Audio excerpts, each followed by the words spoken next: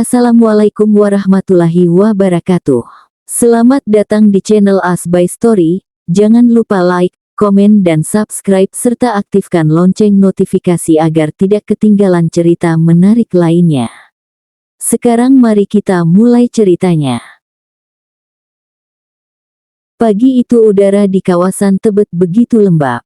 Ryan berdiri di halaman sebuah pesantren besar yang dikenal sebagai kiblat pemikiran Islam moderat di Jakarta. Disinilah berkumpul para ulama, tokoh agama, dan ketua yayasan besar, orang-orang yang suaranya bisa mengguncang negara, jika mereka mau bersuara. Ryan tak datang dengan tangan kosong. Di dalam map hitamnya, ada transkrip percakapan antara Victor dan sejumlah tokoh yang ternyata terlibat dalam jaringan amal neraka. Ada juga daftar transaksi mencurigakan yang mengalir ke pesantren-pesantren palsu, termasuk yang digunakan untuk mengalihkan dana zakat ke luar negeri. Namun yang ingin Ryan temui hari itu bukan sembarang tokoh. Namanya Kiai Haji Zainal Mahdi, ulama sepuh dengan suara paling berpengaruh di Majelis Ulama Indonesia. Ruang pertemuan. Jadi, kamu datang untuk menuduh? Tanya Kiai Haji Zainal dengan suara berat namun berwibawa. Tidak, Kiai, jawab Ryan. Saya datang membawa bukti dan harapan.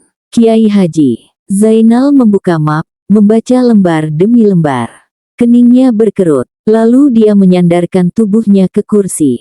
Apa kau sadar, jika ini semua benar, maka separuh dari pondasi umat akan goyah? Saya sadar, tapi saya lebih takut jika pondasi itu berdiri di atas kebohongan, balas Ryan tegas. Beberapa ulama muda di ruangan itu gelisah. Salah satu dari mereka berdiri. Kita tidak bisa gegabah. Nama-nama yang disebut di sini adalah tokoh besar.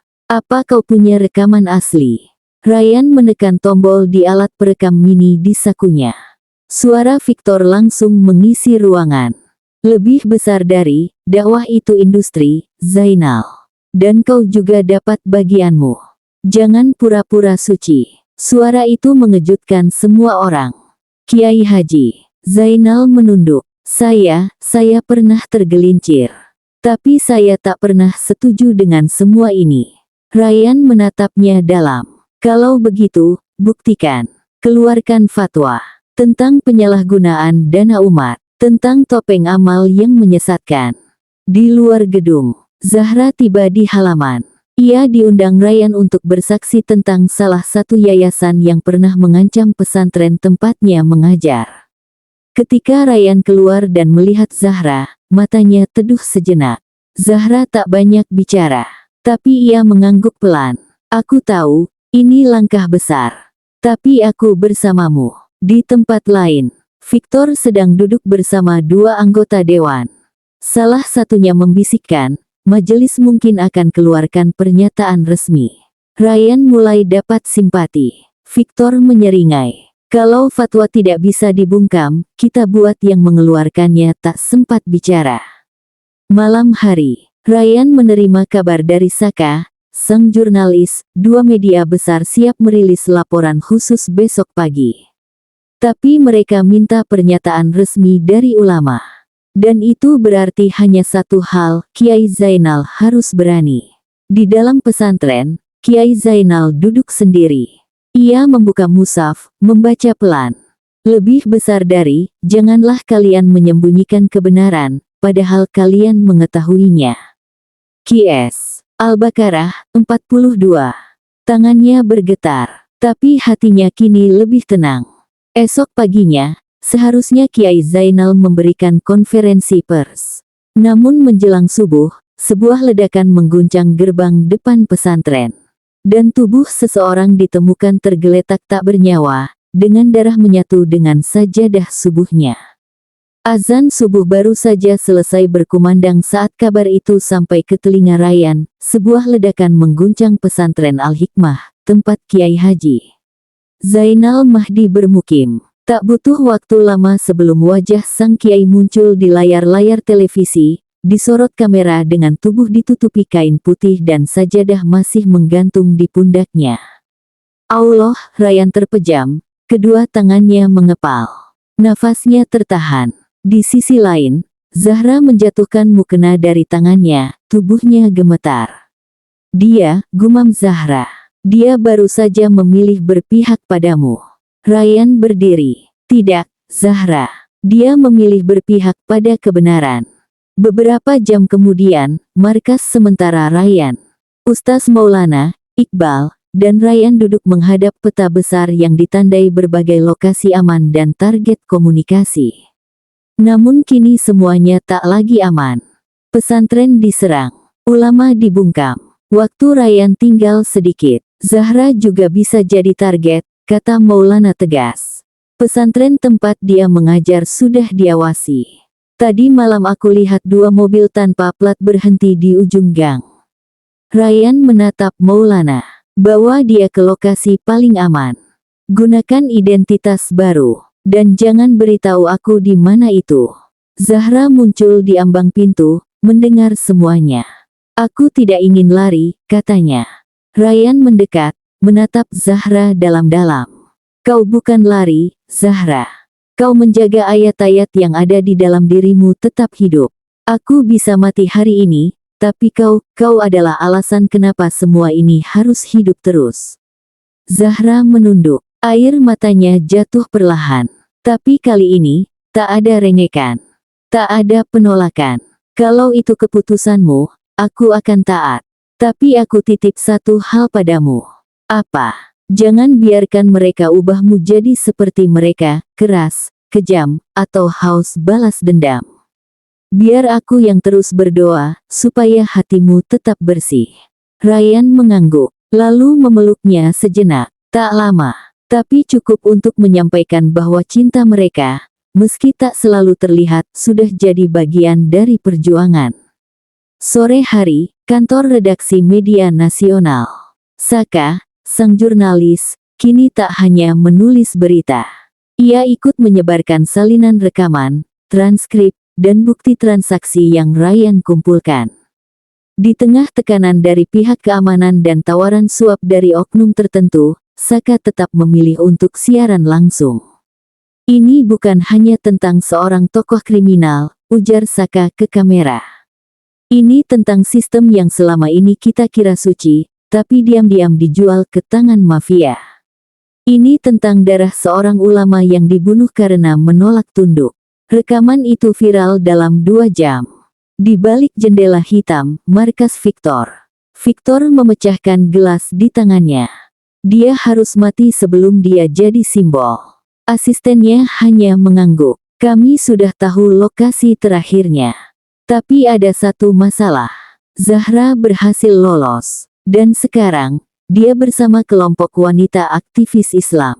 Victor mendesis. Wanita itu terlalu berbahaya jika bersuara. Ryan berdiri di sebuah atap gedung tua di pusat kota, memandangi keramaian yang tak tahu sedang terjadi perang diam-diam di balik layar. Ponselnya bergetar. Satu pesan masuk, lebih besar dari, berikutnya, kamu. Dan kami akan pastikan kamu tak sempat sujud terakhir. Ryan menghapus pesan itu, lalu menatap langit, berbisik. Lebih besar dari, jika mati karena kebenaran, maka tak ada tempat lebih mulia selain di sisimu. Malam mulai turun saat Ryan memutuskan untuk pindah lokasi ke sebuah rumah aman di kawasan Ciputat. Bukan rumah militer, bukan pula markas besar. Hanya rumah tua milik seorang mantan pejuang yang kini sudah wafat, dan diwariskan pada jaringan lama Ryan yang dulu pernah menyelamatkan nyawanya. Ryan masuk sendirian, hanya membawa ransel kecil, Al-Quran saku, dan pistol di balik bajunya. Sementara itu, di sebuah ruang gelap, Victor tengah mengatur operasi diam-diam. 5 orang terbaiknya, mantan pasukan bayaran, sudah mendapat koordinat terakhir Ryan. Mereka tak akan datang dengan suara. Tak akan ada ledakan kali ini. Aku ingin dia sujud, ucap Victor, tapi bukan karena doa. Tapi karena luka. Di dalam rumah aman, Ryan membuka sajadah. Ia tahu malam ini mungkin malam terakhir. Ia bukan nabi, bukan wali, dan bukan pula pahlawan. Tapi ia tahu satu hal. Jika mati adalah harga untuk membongkar kebenaran, maka ia akan menjemput kematian itu dengan wudhu. Ia mengambil air, berwudhu perlahan, khusyuk. Angin malam menyentuh wajahnya yang basah, seakan menyampaikan salam dari langit. Lalu ia salat, takbir, Fatihah. Ayat demi ayat ia baca dengan suara lirih. Hingga sampai pada ruku, lalu sujud. Tepat saat itulah, pintu belakang didobrak. Adu taktik dan peluru. Ryan langsung berguling ke kanan, menarik senjatanya. Peluru pertama menghantam dinding dekat kepala. Ia menembak balik, 1 kali. 1 orang tumbang. Tapi 4 lainnya masuk dari jendela dan atap. Ryan tahu dia tak bisa bertarung seperti dulu. Tapi tempat itu punya satu kelebihan, ada lorong rahasia di bawah tanah, dibuat oleh sang pemilik sebagai jalur pelarian zaman dulu. Ia merangkak masuk ke lorong itu. Bunyi peluru terus mengejarnya. Dalam gelap, ia terdiam sejenak. Nafasnya berat, lalu ia ulang lagi bacaannya. Pelan, lebih besar dari, hasbunallahu wa ni'mal wakil.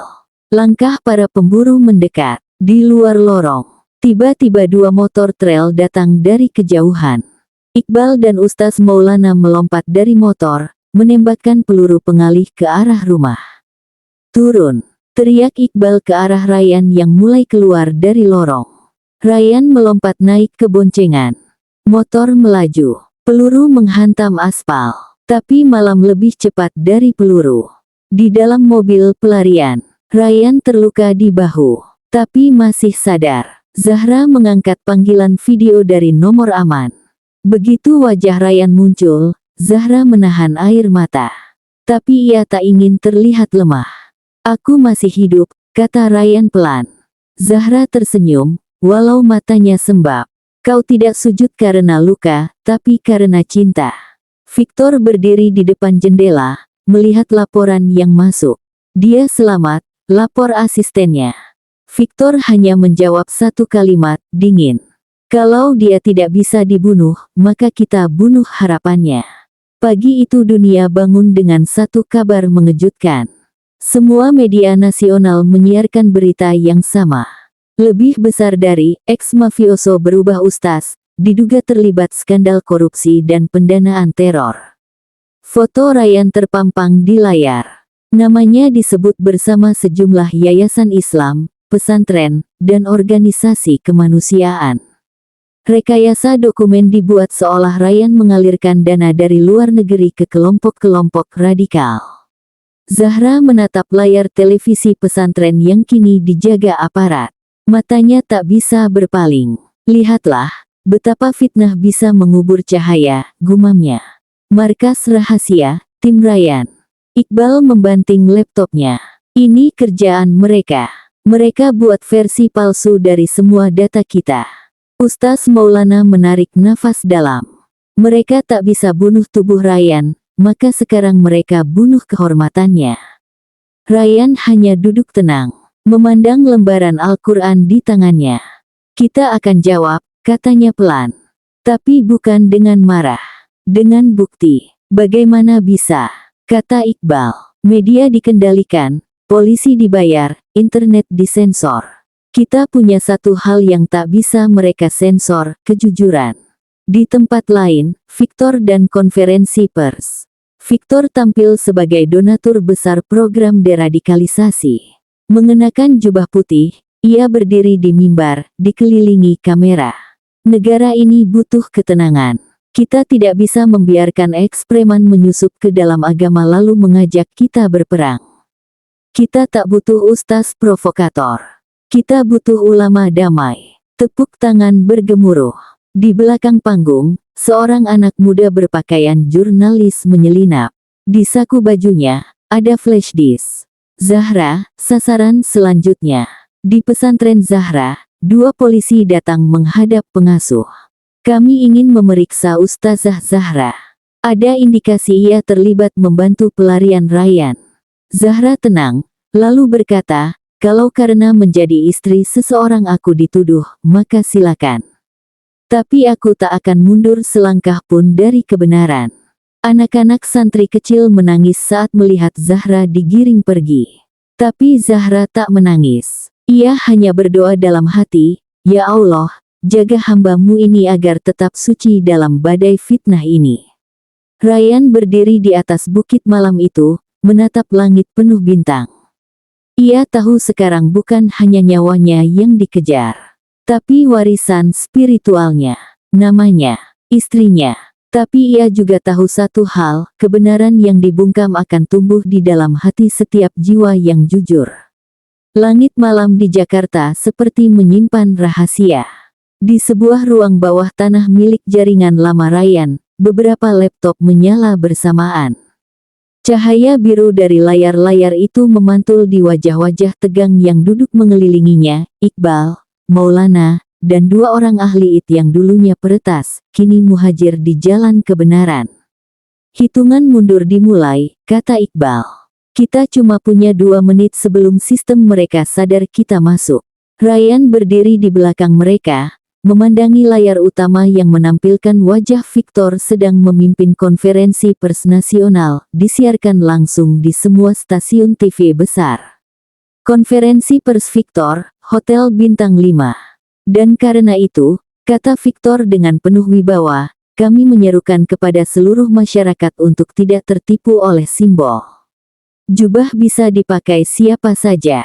Tapi hanya kami yang benar-benar membawa rahmat bagi bangsa." Tepuk tangan kembali menggema. Kamera berputar ke wajah para jurnalis. Tiba-tiba, layar besar di belakang Victor berkedip. ERROR. Kemudian berubah. Gambarnya berganti. Video rahasia. Layar besar itu kini menampilkan rekaman tersembunyi, Victor di sebuah ruangan gelap, berbicara dengan 2 lelaki bersenjata. Lebih besar dari, Kiai Zainal harus dibungkam. Dia tahu terlalu banyak. Lebih besar dari, apa kita buat seperti kecelakaan? Tanya salah satu pria. Lebih besar dari, tidak, jawab Victor. Buat terlihat seperti serangan radikal. Itu akan bantu kita dapat dana internasional. Tiba-tiba ruangan konferensi berubah kacau. Para wartawan saling berdiri. Beberapa langsung menyiarkan langsung lewat ponsel. Wajah Victor pucat. "Markas Rayyan. Upload selesai," kata salah satu peretas. "Sekarang semua dokumen transfer, foto transaksi, dan laporan kematian palsu Zainal ada di publik domain.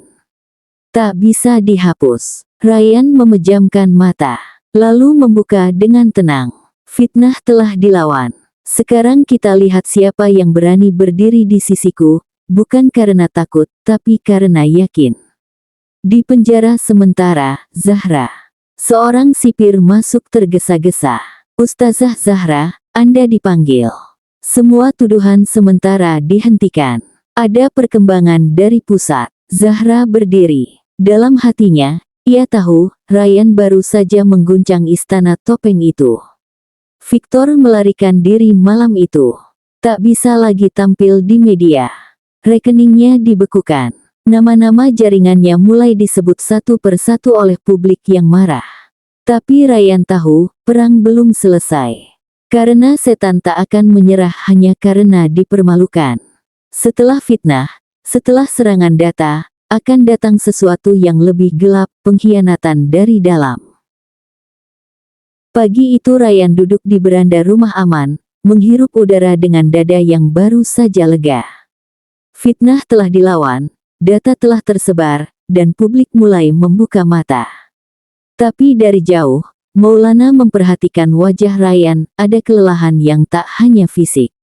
Ada kekosongan yang perlahan tumbuh dari dalam. "Kau lelah?" tanya Maulana. Rayyan mengangguk kecil. "Aku tak pernah lelah karena perang, hanya lelah karena tak tahu siapa yang benar-benar bisa dipercaya." Maulana diam. Ia tahu, ada sesuatu yang akan pecah. Di dalam ruang data, markas rahasia. Iqbal dan 2 peretas sedang memeriksa sistem. Tapi ada sesuatu yang tak beres. Salah satu jaringan internal bocor. IP address anonim muncul, lalu menghilang. "Ini bukan dari luar," gumam Iqbal. "Ini, dari dalam." Mereka panik. Tapi terlambat. Server backup meledak, terbakar. Semua salinan rekaman hilang, kecuali yang sudah tersebar ke publik. Tapi mereka tahu, seseorang di dalam telah memberi Victor akses. Orang itu, namanya Raka. Selama ini ia adalah teknisi diam. Murid pesantren yang dulu diselamatkan Ryan dari jalanan. Setia, penurut, tapi dalam diamnya, Victor telah menanamkan satu benih sejak lama, utang nyawa dan rasa bersalah. Raka berdiri di rooftop sebuah apartemen malam itu, menelepon Victor dengan suara gemetar. Semuanya sudah hancur, tapi aku tak bisa teruskan. Mereka terlalu baik. Suara Victor dingin. Lebih besar dari, ingat siapa yang bantu lunasi operasi ibumu. Kau hidup karena kami. Sekarang bayar dengan pengkhianatan. Raka menjatuhkan ponsel. Menangis. Ryan menemukan Raka. Malam itu Ryan mendapat pesan anonim. Ia datang sendiri ke tempat yang ditunjuk, sebuah masjid tua yang sepi, tempat ia dulu pertama kali mengaji setelah hijrah. Raka ada di sana, menunggu, dalam sujud panjang. Begitu Ryan masuk, Raka bangkit. Matanya bengkak. Aku bocorkan semuanya, katanya lirih. Aku tak sanggup, tapi aku salah. Sangat salah. Ryan tak berkata apapun. Ia hanya duduk di samping Raka. Lama, sunyi. Hanya terdengar detak jam masjid yang rusak. Kenapa tidak kau bunuh aku? Tanya Raka putus asa. Ryan menjawab, karena bukan darahmu yang kucari, tapi cahaya yang pernah hilang dari matamu. Raka memutuskan menyerahkan diri. Membawa bukti baru, jalur jaringan Victor yang belum diketahui. Nama-nama baru muncul. Tapi Victor tak tinggal diam. Ia menyiapkan babak akhir, bukan hanya membunuh Ryan, tapi memutus semua orang yang terhubung padanya, secara digital, sosial, bahkan spiritual. Subuh itu, Ryan bangun dari mimpi buruk.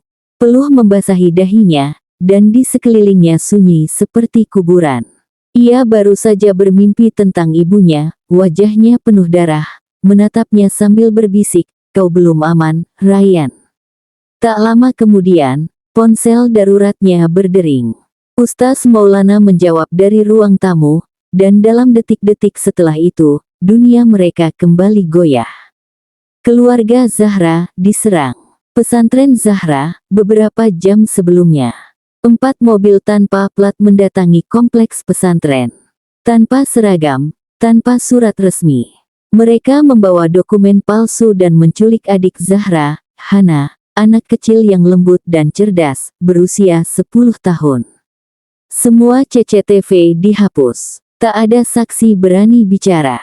Tapi di dinding pesantren, mereka tinggalkan satu pesan. Lebih besar dari, kau potong akar kami. Kini kami bakar hatimu. Zahra terluka. Ketika mendengar kabar, Zahra jatuh terduduk. Tak ada air mata. Hanya sepi. Hanya tubuhnya yang perlahan gemetar seperti pohon kehilangan akar. Ryan datang, menatap wajah istrinya yang pucat. Kita akan cari dia, katanya yakin. Tapi Zahra tak menjawab. Ia hanya berbisik, aku kuat saat aku tahu kau aman, tapi jika adikku terluka karena aku. Ryan menggenggam tangan Zahra erat. Ini bukan salahmu. Ini harga dari berdiri di tempat yang terang. Langkah balasan. Ryan mengaktifkan jalur lama, orang-orang yang dulu jadi kaki tangan ketika ia masih berada di dunia hitam. Salah satunya, Senja, perempuan peretas yang pernah jadi mata-mata Victor namun kini membelot. Anak itu mungkin dibawa ke salah satu safe house Victor di Filipina Selatan. Ada sinyal aneh dari perbatasan Zamboanga, ujar Senja, menunjuk peta. Ryan mengepalkan tangan. Kalau begitu, kita ke sana. Tapi bukan hanya untuk ambil Hana, kita akhiri ini di tempat semuanya bermula. Di malam itu, Zahra salat tahajud di antara tangis dan doa. Ia memohon kekuatan bukan untuk dirinya, tapi untuk Ryan. Karena ia tahu, perang yang akan datang bukan lagi hanya tentang kebenaran atau data, tapi tentang siapa yang bisa tetap hidup dengan hati yang utuh. Langit Filipina Selatan mendung, menyelimuti Zamboanga dengan hawa ketegangan. Kapal cepat yang membawa Ryan, Maulana, Iqbal, dan Senja berlayar diam-diam melewati garis pantai yang dijaga milisi lokal. Di dalam kapal, Ryan berzikir pelan. Ia tahu ini bukan hanya misi penyelamatan Hana, ini adalah jihad terakhirnya menghadapi iblis bersorban. Di titik ini, kata Iqbal, tidak ada jalan pulang. Ryan menatap laut kelam di depannya. Aku tak ingin pulang sebelum keadilan kembali ke bumi ini. Markas Victor, Perbukitan Basilan. Di sebuah bangunan tua bekas pos militer, Hana dikurung di ruang bawah tanah. Tubuh kecilnya gemetar, tapi bibirnya tak berhenti melafalkan surat Al-Ikhlas yang diajarkan Zahra. Dari balik kaca satu arah, Victor menatapnya, wajahnya kini lebih liar, lebih gelap. Ia tahu, waktunya hampir habis. Tapi sebelum pergi, ia ingin meninggalkan luka yang tak bisa disembuhkan. Penyusupan. Senja membimbing mereka masuk lewat terowongan bekas tambang.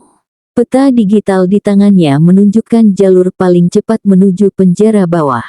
Namun di tengah jalan, mereka terjebak, pintu otomatis tertutup. Dan dari speaker tua di dinding, terdengar suara familiar.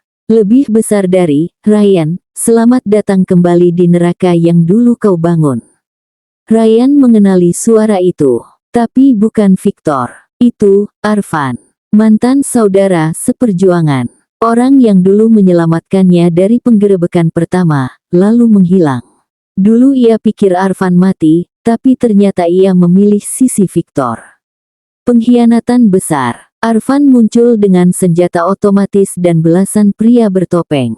Aku lelah hidup seperti bayangan, Ryan, katanya. Kau punya cahaya. Aku hanya punya luka. Victor memberiku tempat, dan kau mengambil semua dariku. Ryan berdiri, tanpa gentar. Kau bisa bunuh aku, tapi jangan kau sentuh Hana. Jangan kau biarkan anak kecil menjadi alat dendam orang dewasa. Tiba-tiba, suara tembakan terdengar. Dor. Namun bukan ke arah Ryan. Senja, menembak Arfan dari belakang. Cukup, katanya dengan suara serak. Aku juga punya luka. Tapi aku pilih sembuh, bukan membunuh. Penyelamatan. Mereka berhasil membuka sel Hana. Gadis kecil itu langsung memeluk Ryan, menangis dalam diam. Tapi mereka tak punya waktu lama. Victor sudah kabur lewat helikopter. Namun Ryan tak mengejar. Ia hanya mengangkat tangan, memberi sinyal ke drone milik Senja. Biarkan publik melihat wajah aslinya. Bukan melalui darah, tapi kebenaran yang telanjang. Hana selamat. Zahra menangis saat memeluknya kembali di Bandara Jakarta. Tapi Ryan tahu, perang belum selesai.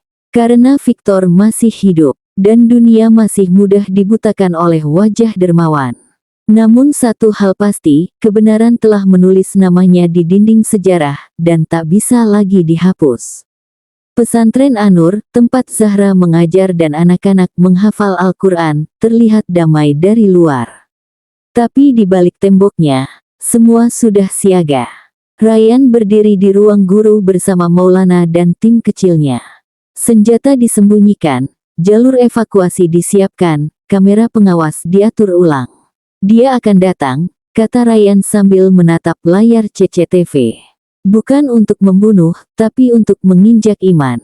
Rencana Victor. Dari dalam mobil hitam berlapis baja, Victor memantau pesantren. Bersamanya 5 pria bersenjata lengkap.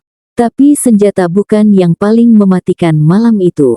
Victor membawa seorang syekh palsu dari luar negeri, yang akan mengaku bahwa pesantren ini adalah sarang radikalis, dan semua akan disiarkan langsung melalui jaringan amal palsunya. Fitnah, tuduhan, dan kehancuran reputasi. Lebih besar dari, jika aku tak bisa membunuh Ryan, maka aku bunuh namanya. Aku bakar podoknya. Aku kencingi perjuangannya di depan dunia. Salat yang tak goyah. Zahra tak tahu detail rencana. Tapi ia tahu akan ada badai malam ini. Maka ia ajak semua santri salat malam berjamaah. Suaranya tenang, matanya tajam. Sujudlah, nak, karena peluru bisa menembus tubuh, tapi tak bisa menyentuh doa yang sampai ke langit. Di tempat lain, Ryan menunduk di pojok ruangan. Tangannya gemetar memegang pistol, tapi jiwanya menggenggam ayat, lebih besar dari hasbunallahu wa ni'mal wakil. Benturan terakhir, Victor masuk ke halaman dengan penuh percaya diri. Kamera menyala, sang Syekh mulai membaca tuduhan, dan live streaming berjalan ke ratusan ribu pengikut mereka di media sosial. Tapi sebelum fitnah menyebar, Ryan muncul. Di belakangnya, Iqbal menyalakan layar besar, menayangkan rekaman pengakuan Arfan, Raka, dan jejak transaksi amal palsu Victor ke rekening mafia Timur Tengah. Wajah Victor pucat, Syekh palsu berlari, dan publik menyaksikan semuanya, langsung.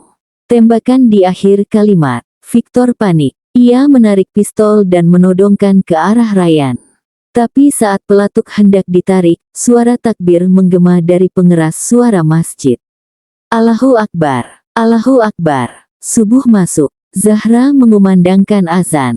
Ryan tersenyum. Dor, tembakan meleset. Ustaz Maulana dari sisi kanan melumpuhkan Victor dengan tembakan bersih ke bahunya. Victor jatuh, tangannya berdarah. Tapi matanya menangis, bukan karena sakit, tapi karena kalah oleh doa, bukan oleh senjata. Subuh itu, ratusan santri sujud. Zahra berdiri mengimami doa, Ryan di baris belakang, menangis tanpa suara.